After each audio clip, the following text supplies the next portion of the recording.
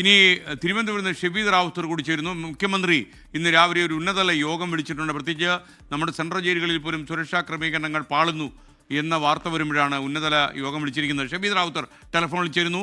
Good morning Shabeed, വിവരങ്ങൾ. സംസ്ഥാനത്ത് വളരെ ഞെട്ടലുണ്ടാക്കുന്ന സംഭവമായിരുന്നു ഗോവിന്ദസ്വാമിയുടെ ജയിൽ ചാട്ടം. ഇതിന് പിന്നാലെയാണ് മുഖ്യമന്ത്രി ജയിലിലെ സുരക്ഷ സംബന്ധിച്ച കാര്യങ്ങൾ വിലയിരുത്താൻ അടിയന്തരമായിട്ടൊരു യോഗം വിളിച്ചത്. അല്പസമയത്തിനുള്ളിൽ 11 മണിക്ക് ഓൺലൈനായിട്ടായിരിക്കും യോഗം ചേരുക. ജയിൽ DIGമാർ, അതേപോലെ ജയിൽ മേധാവി, ജയിൽ സൂപ്രണ്ടുമാർ ഉൾപ്പെടെയുള്ളവർ ഈ യോഗത്തിൽ പങ്കെടുക്കും. സംസ്ഥാന പോലീസ് മേധാവിയും യോഗത്തിന്റെ ഭാഗമാകും. യോഗത്തിൽ പ്രധാനമായും ജയിലിൽ ഇപ്പോൾ നേരിടുന്ന കാര്യക്ഷമത കുറവിനെ കുറിച്ചായിരിക്കും ചർച്ചയാവുക. നേരത്തെ തന്നെ ജയിൽ ഇന്റലിജൻസ് ചില ജയിലുകളിലെ പ്രവർത്തനങ്ങൾ സംബന്ധിച്ച റിപ്പോർട്ട് ജയിൽ മേധാവിക്ക് നൽകിയിരുന്നു. അതടക്കമുള്ള കാര്യങ്ങൾ ഇന്നത്തെ യോഗത്തിൽ ചർച്ചയാകും.